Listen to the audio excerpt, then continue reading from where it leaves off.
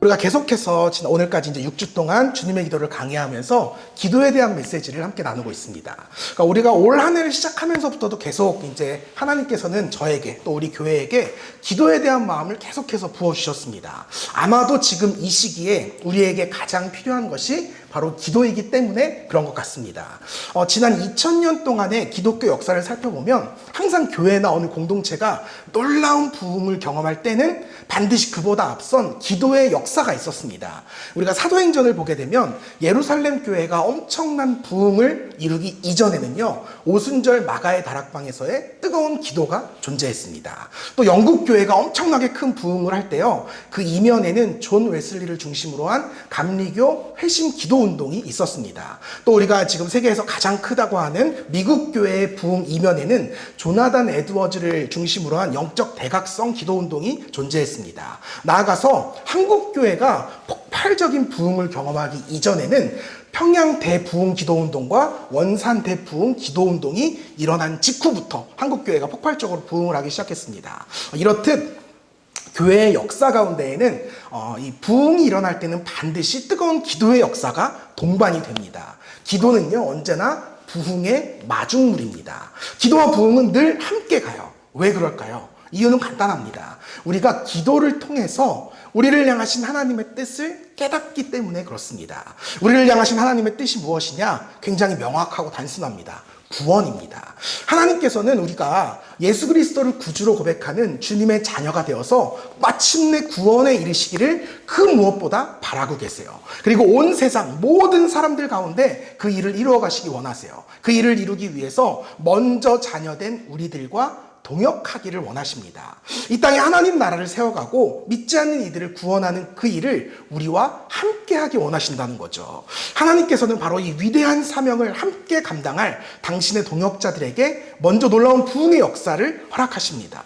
하나님의 마음을 품고 하나님과 함께 하나님의 나라를 세워갈 위대한 사명자들을 하나님은 오늘도 찾고 계시다는 거예요. 그렇다면 여러분, 이 위대한 사명을 누가 깨닫고 누가 발견하고 누가 감당할 수 있을까요? 바로 기도하는 사람들입니다. 오직 기도하는 이들만이 하나님의 뜻을 깨닫게 됩니다. 또 오직 기도하는 이들만이 기도하면서 하나님의 비전을 발견하게 되고요. 또 기도하는 사람들만이 기도함으로 하나님의 부르심 앞에 순종하고 그 위대한 사명에 감당하게 됩니다. 동참하게 됩니다. 사랑하는 여러분, 하나님께서 우리로 하여금 계속해서 기도해라 라고 말씀하시는 이유, 기도하기를 도전하시는 이유가 바로 여기에 담겨 있습니다. 지금까지도 그랬듯이 하나님께서는 우리 교회를 통해서 앞으로도 엄청난 부흥의 역사를 써내려가기를 원하십니다. 앞으로도 우리와 놀랍게 동행하실 거고 우리와 동역하실 겁니다. 그러기 위해서 우리가 무엇을 해야 하느냐? 우리는 기도해야 합니다. 기도하면서 우리를 향하신 하나님의 그 선하신 뜻과 계획을 발견할 수 있어야 돼요. 기도하면서 그 위대한 사명을 감당할 수 있는 힘과 능력을 간구해야 합니다. 또 기도하면서 우리에게 부어주실 그 부흥의 놀라운 역사를 미리 준비해야 하는 것입니다. 이것이 저와 여러분께서 이번 사순절 계속해서 주님의 기도를 배워가고 알아가는 이유입니다. 여러분, 우리의 기도가 성장해야 돼요. 우리의 기도가 정말 자라나야 됩니다. 왜냐하면 우리의 기도가 자라야 우리의 믿음이 같이 자랄 수 있기 때문이에요. 우리가 하나님 앞에 정말 귀하고 복된 그리스도의 그 장성한 분량에 이르러야 하나님의 그 복된 일을 같이 동참할 수 있는 그런 능력이 우리에게 생겨나기 때문이라는 겁니다. 여러분, 이것이 결코 무언가 이렇게 개념적이고 뜬구름 잡는 이야기가 아니에요. 정말 우리에게 실제로 일어날 일입니다. 우리가 실제로 부흥을 하게 될 거고 실제로 그 부흥을 하기 위해서는 우리에게 기도의 준비가 필요하다는 겁니다. 바라기는 저와 여러분 모두가 하나님 앞에서 이렇게 바르게 기도하고 바르게 성장하여서 하나님께 정말 온전하게 쓰임받는 주님의 신실한 자녀들이 다 되시기를 주님의 이름으로 축복합니다. 오늘은 주님의 기도의 마지막 구절에 대해서 배우려고 합니다. 이 구절이요, 크게 두 파트로 나누어지게 되는데, 먼저는 우리를 시험에 들게 하지 마시옵고 다만 악에서 구하시옵소서 라고 하는 말씀이고요. 그 다음이 나라와 권세와 영광이 아버지께 영원히 있사옵나이다 아멘 이라는 구절입니다. 이 중에서 오늘은 상반부의 말씀만 집중해서 같이 살펴보려고 해요. 그리고 나머지 하반부의 말씀은 어떻게 참 시기가 딱 맞는 것 같아요. 이 모든 영광은 부활절의 영광과 함께 여러분과 같이 말씀을 나누려고 합니다. 아마도 우리가 교회 생활을 하면서 가장 많이 듣는 표현 중에 하나가 나 시험 들었어. 시험에 든다라고 하는 표현일 겁니다. 여러분도 그동안 이 교회 생활을 하면서 적어도 한 번쯤은 다 들어보셨거나 혹은 이렇게 사용해 본 적 있는 단어일 것 같아요. 그런데요, 의외로 많은 분들이 이 말이 정작 무슨 말인지 명확히 알지 못한 채, 제대로 이해하지 못한 채 이 말을 사용할 때가 꽤나 빈번합니다. 그래서 이 시간에는 도대체 교회에서 말하는 이 시험 든다는 말의 의미가 무엇인가, 이것에 대해서 함께 좀 나눠보려고 합니다. 성경을 살펴보면 이 시험이라는 단어가 크게 두 가지의 의미로 사용이 됩니다. 시험을 주는 주체가 누구냐에 따라서 이게 의미가 달라지는데요. 먼저 시험을 주시는 분이 하나님이다라고 하면요, 이것은 훈련 혹은 연단이라는 뜻이 됩니다. 그리고 반대로 시험을 주는 대상이 사탄이라고 하면 이것은 유혹 혹은 미혹이라는 의미로 사용이 됩니다. 지금부터 이 두 가지의 경우를 다 살펴볼 예정인데요. 먼저 하나님께서 주시는 시험, 곧 훈련과 연단이라는 의미예요. 하나님께서 우리에게 시험을 주시는 이유는, 그 목적은 우리를 보다 성숙한 크리스천으로 훈련시키시고 연단시키시기 위함입니다. 이 시험을 통해서 하나님께서는 우리에게 인생의 진정한 해답을 알게 하시고요, 우리를 보다 강인한 사람이 되게끔 우리에게 시험을 주시는 거예요. 이러한 시험의 가장 대표적인 경우가 요셉이 받았던 시험입니다. 하나님께서는 요셉을 이집트의 총리로 사용하기를 원하셨어요. 그래서 어릴 적부터 그에게 수많은 어려움, 곧 수많은 시험들을 주셨습니다. 그 시험들을 다 무사히 통과해 나갔을 때 비로소 온 백성을 구원할 수 있는 이 총리로서의 자질을 갖출 수 있기 때문에 그렇습니다. 여러분, 우리가 어떠한 자격을 갖추기 위해서는 반드시 시험을 보아야 합니다. 그 시험을 통과해야 비로소 그 일을 내가 할 수 있다라는 자질을 검증받을 수 있기 때문에 그렇습니다. 여러분, 저는 목사거든요. 제가 어떻게 목사가 되었을까요? 여러분, 목사도요, 그냥 되진 않아요. 시험을 통해서 목사의 자격을 얻어야 합니다. 저는 이제 감리교 목사니까 감리교 입장에서 잠시 설명을 드리자면, 먼저 대학교 4년을 졸업을 해야 됩니다. 그리고 대학원 2년 혹은 3년 과정을 모두 졸업을 하면 이제 그때 목사 고시에 응시할 수 있는 자격이 생깁니다. 이제 그리고 그 시험에 합격을 하면 3년 동안 인턴 전도사 과정을, 그러니까 수련목이죠. 수련의처럼 인턴 전도사 과정을 거쳐야 합니다. 특별히 감리교는요, 가장 악독해요. 그 인턴 과정 중에 매년 목사 고시를 봐야 됩니다. 그러니까 총 3년간의 이 수련목 과정과 4번의 목사 고시를 모두 합격해야 약 10년 만에 비로소 목사 안수를 받게 됩니다.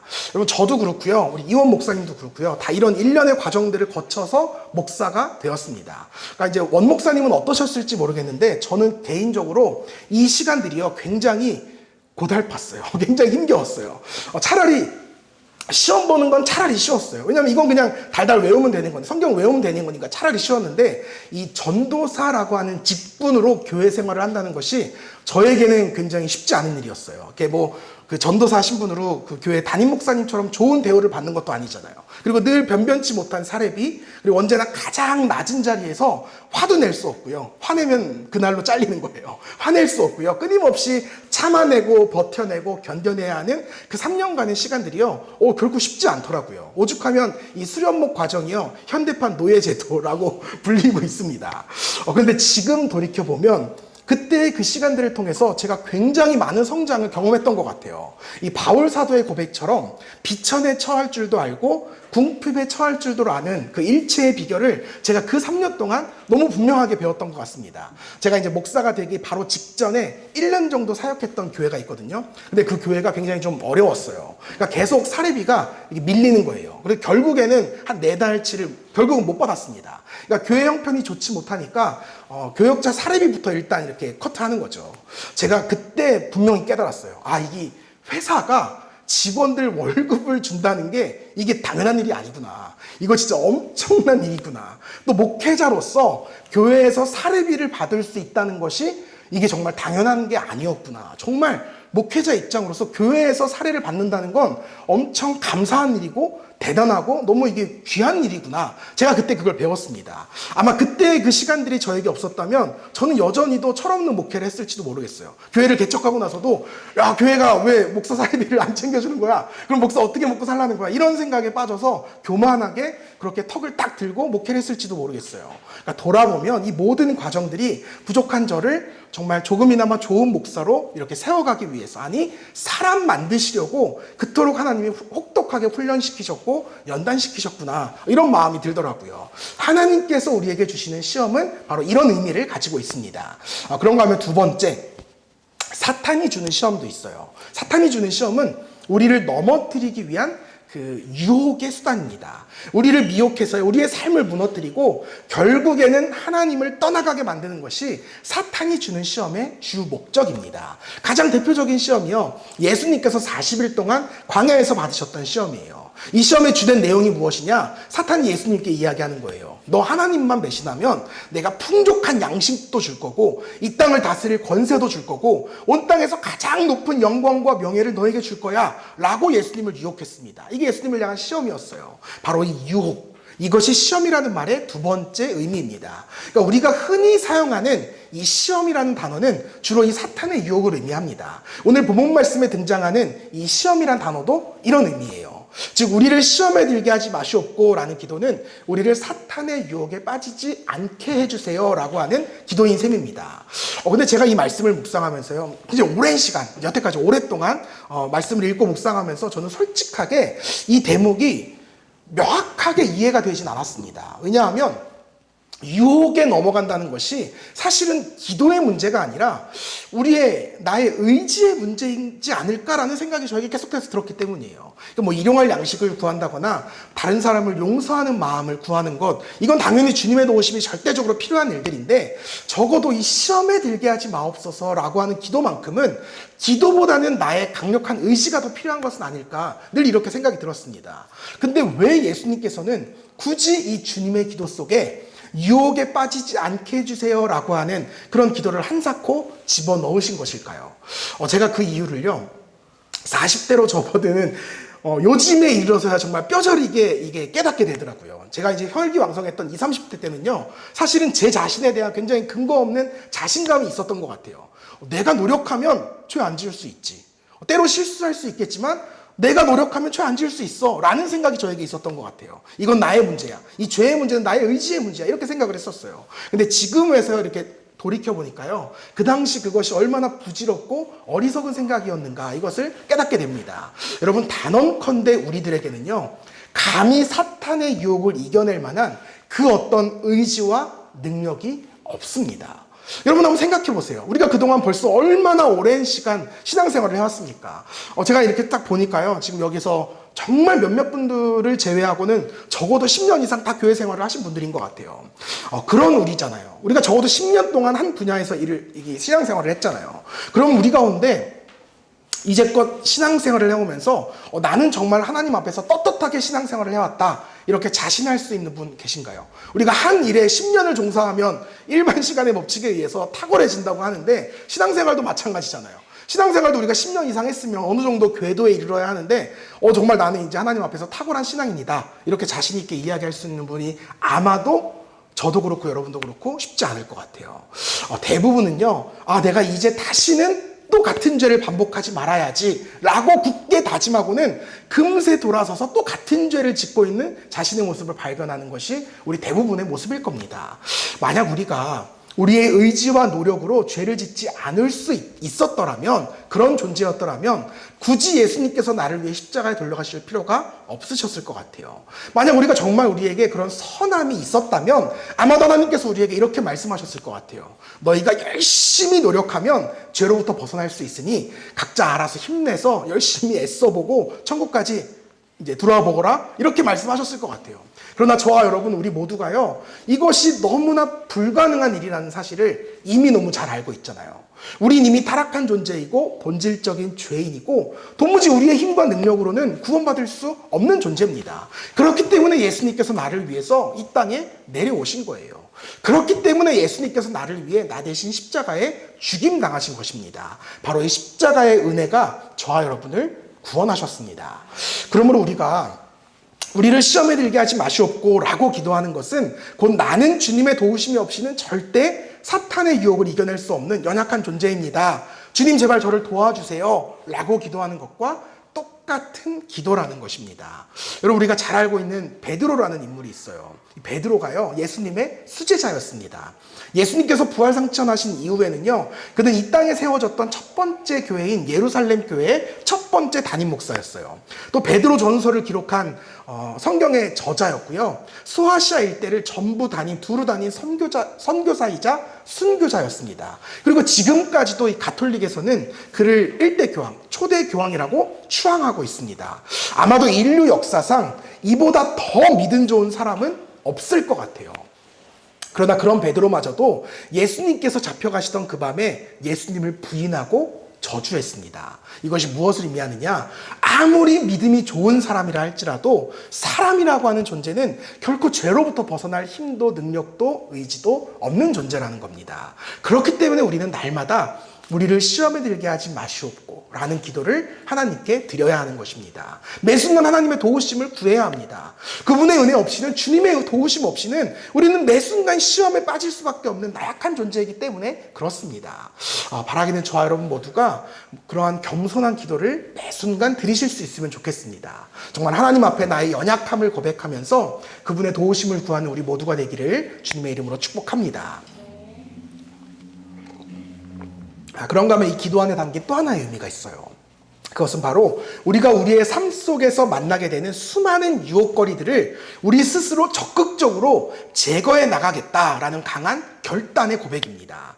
우리가 날마다 입으로는 유혹에서 구원해 주세요, 유혹당하지 않게 도와주세요 라고 그렇게 입으로는 기도하면서 계속 그 유혹 안에서 살아간다면 결국 나는 그 유혹에 결코 헤어나올 수 없을 겁니다. 나는 이 유혹 속에 빠져서 할 거예요 라는 것과 똑같은 말이기 때문이에요. 예를 들어서 알코올 중독자가 있다고 합시다. 그가 이 책상 앞에 술을 딱 놔요. 술을 딱 놓고 하나님, 제가 술의 유혹에 빠지지 않게 도와주세요 라고 기도한다면 그거 과연 그 술의 유혹에서 벗어날 수 있을까요?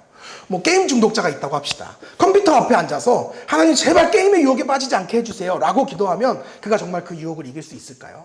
내가 누군가를 너무 미워해요. 너무 미워해서 인형에 그 사람 사진 딱 붙여놓고 펜으로 막 찌르고 저주하는 거예요. 이러면서 하나님 제발 이 사람 사랑하게 해주세요. 이렇게 기도하면 정말 그 사람의 얼굴이 갑자기 딱 사랑스럽게 변화가 될까요? 절대 그렇지 않더라는 거죠. 100주년 기념교회를 담임하셨던 이재철 목사님이요, 설교 중에 이런 말씀하셨던 게 기억에 남아요. 제가 그래도 목사인데 성경과 야한 잡지 중에 뭘 더 많이 볼까요? 제 손에 들려있는 걸 더 많이 봅니다. 이 말씀이 되게 저는 인상 깊었어요. 이게 무슨 말이에요? 우리가 우리 삶의 유혹거리들을 우리의 이 삶 속에서 전혀 신경 쓰지 않고 제거하지 않으면서 우리를 시험에 들게 하지 마시옵고 이렇게 기도만 하는 것은 아무 의미가 없다는 겁니다. 그저 말뿐인 기도만 드리는 것밖에 안 된다는 거예요. 우리가 우리 주변의 그 유혹거리들을 적극적으로 제거해 나갈 때 그때 비로소 우리의 경건 생활이 가능하다는 것입니다. 사랑하는 성도 여러분, 정말 이번 한 주간 여러분의 주의를 한번 좀 살펴봤으면 좋겠어요. 만약 여러분의 주변에 여러분을 유혹하고 여러분을 시험에 빠지게 하는 것들이 여전히 존재한다면 그것이 무엇이든 버리시면 좋겠어요. 알코올 중독에서 벗어나고 싶다면 술을 먼저 버리는 게 1단계입니다. 게임 중독에서 벗어나고 싶으면 일단 게임기를 치워야 되죠. 성경은 악은 그 어떤 모양이라도 버리라 라고 명확하게 말씀합니다. 여러분, 죄악의 문제에 있어서 타협점이 존재하지 않아요. 타협하는 순간 그 죄에 집니다. 그러므로 우리는 그 죄를 우리에게 허락하는 그 모든 유혹의 수단들을 버리셔야 합니다. 여러분, 꼭 버리시기를 바랍니다. 근데 물론 쉽지 않죠. 죄를 버리고 악에서 벗어나는 것 너무너무 어려운 일입니다. 그렇기 때문에 이 기도의 첫 번째 전제가 또 우리에게 중요한 거예요.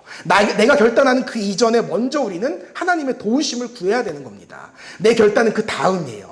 바라기는 저와 여러분 모두가 겸손한 마음으로 하나님의 도우심을 먼저 구하시고요. 그 다음 담대한 마음으로 보다 적극적으로 경건 생활을 해나가실 수 있기를 주님의 이름으로 축복합니다. 그런가 하면 이 문장에 담긴 세 번째 의미가 있어요. 마지막 의미인데요. 그것은 바로 우리를 시험에 들게 하지 말라라고 하는 말입니다. 예수님께서요, 나를 시험에 들게 하지 마옵시고 라고 기도하지 않으셨어요. 우리를 시험에 들게 하지 마옵시고 라고 분명하게 기도하셨습니다. 이것이 무슨 말이냐면 나 자신이 유혹에 빠지지 않는 것도 굉장히 중요한 문제인데 더 중요한 것 중에 하나가 나로 인해 다른 누군가가 유혹에 빠지거나 시험에 빠지지 않는 삶을 살아야 한다는 것입니다.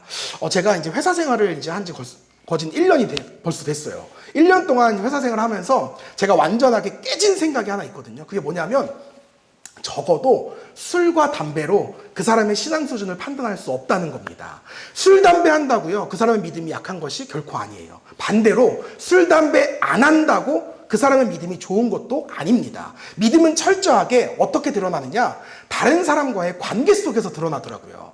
제가 이제 저희 회사에서 만난 두 분의 크리스천이 있어요. 이 두 분의 크리스천을 누구라고 말씀드리지 않겠습니다. 근데 한 분은요, 담배를 태워요. 근데 사람들이요, 되게 잘 따르고 굉장히 온유하고 좋으신 분이거든요. 근데 다른 한 분은요, 술은 안 마시는데 사람들이 다 피해요. 여러분, 과연 이 둘 중에 누구의 믿음이 더 좋은 사람일까요? 물론 우리가 감히 누군가의 믿음을 판단할 수 없겠지만 적어도 분명한 사실 한 가지는 사람들을 시험에 들게 하는 그 사람의 믿음이 과연 정말 좋은 믿음이라고 할 수 있을까? 술, 담배 안 한다고 해서 그 믿음을 무조건 좋다고 할 수 있을까? 이건 우리가 한번 생각해 보아야 할 문제라는 것입니다.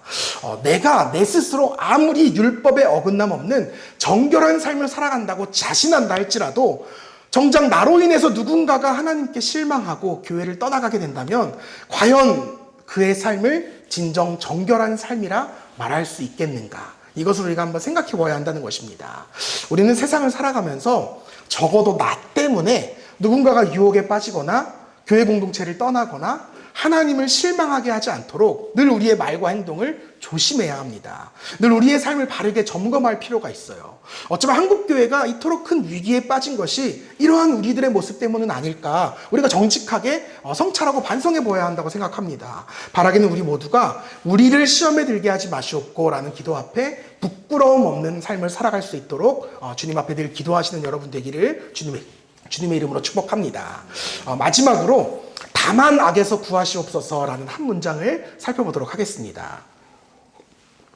이 본문에 구하시옵소서라는 말의 헬라어 원어는 건져내다, 구출하다라는 의미를 담고 있어요. 즉 내가 악에 빠져 있는 상태에서 나를 건져내 주십시오라는 말을 드리고 있는 겁니다. 그래서 실제로 그렇다면 여러분 이 악이라는 것이 무엇일까요? 우리는 흔히 이 악이라는 개념을 무언가 귀신이나 악마의 개념으로 받아들이는 경향이 있습니다. 그래서 내가 아직 실제로 이렇게 귀신을 본 적도 없고 뭔가 내 삶에 사탄이 임했다 이런 느낌을 우리가 받지 않기 때문에 적어도 나는 그런 악에 빠진 상태는 아닐 거야 라고 우리가 생각하면서 우리의 삶을 살아갑니다. 근데 여러분 그렇지 않아요. 이재철 목사님이요 성숙자반이라고 하는 책에 이런 기록을 남기셨어요. 악에 대해서 이렇게 정의를 내렸거든요. 사람이 사람답지 못한 상태. 사람이 사람답지 못한 상태. 이것이 바로 악이라는 거예요. 여러분 하나님께서 만드신 첫 사람의 이름이 아담입니다. 근데 이 아담이라는 단어의 그 히브리어의 뜻이요 흙이라고 하는 뜻과 우리가 잘 알고 있는 흙이라고 하는 뜻과 동시에 얼굴을 붉히다 라는 의미도 함께 내포하고 있습니다. 즉 사람이 사람답지 못하다, 사람이 사람됨을 상실했다 라고 하는 것은요 사람이 얼굴을 붉히는 것을 상실했다라고 하는 의미입니다.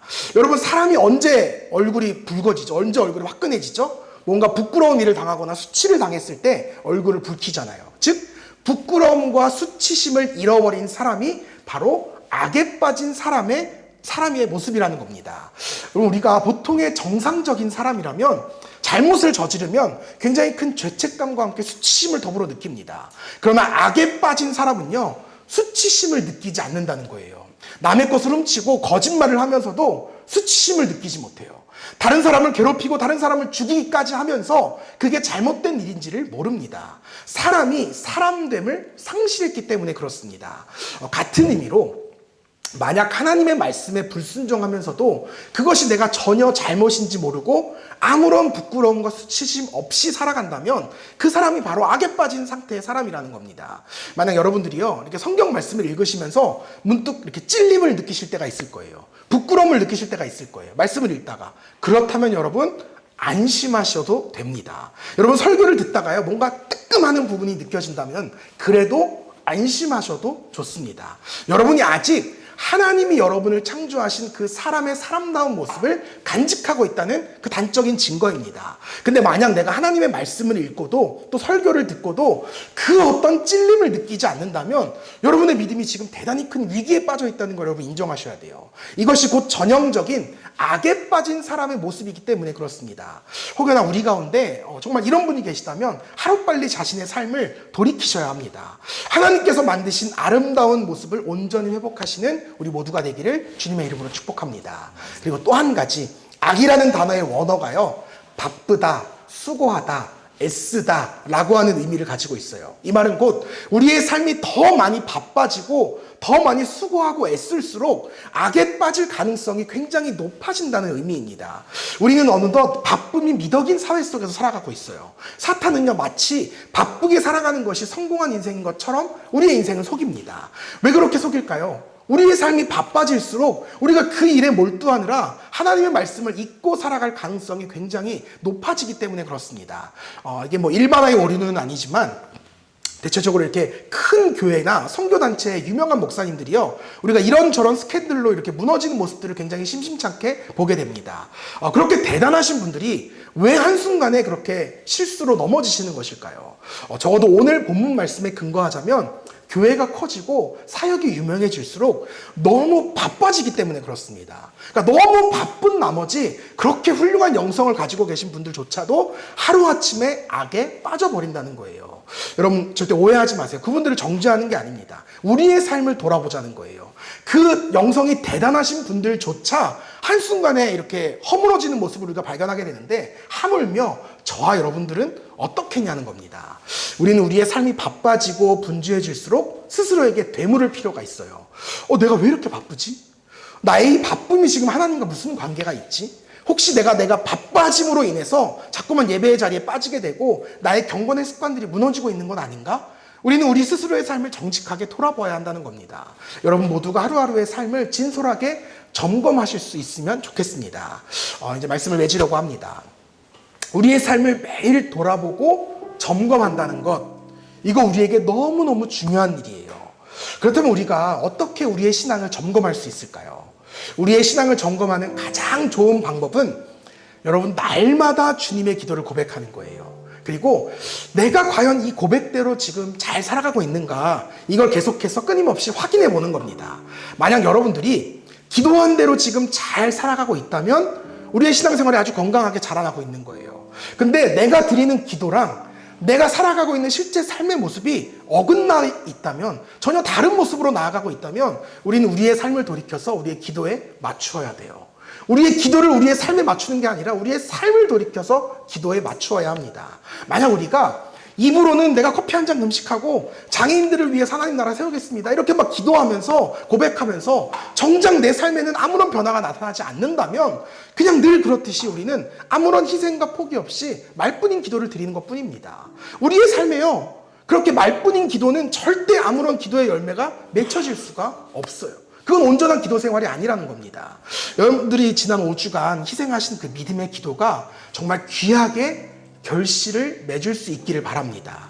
그럴 수 있도록 오늘 꼭 여러분들 금식 헌금을 하셨으면 좋겠어요. 이름에다가 금식 헌금이라고 적으셔도 되고요, 그냥 사순절 이렇게 적으셔도 돼요. 아울러 다음 주일이 우리가 부활절입니다. 우리가 매 절기 헌금은 이 땅에 하나님 나라를 세워가는 선교 헌금으로 귀하게 사용하고 있어요. 이번에도 하나님의 이끄심에 따라서 복된 곳에 흘려 보내고자 합니다. 여러분 마음을 다해서 다음 주 부활절 헌금도 특별 헌금도 잘 준비해 주시기를 정말 저도 한 명의 신앙인으로서 여러분에게 권면합니다. 그렇게 여러분의 삶을 여러분의 기도에 맞춰가는 성숙한 크리스천이 되기를 주님의 이름으로 축복합니다.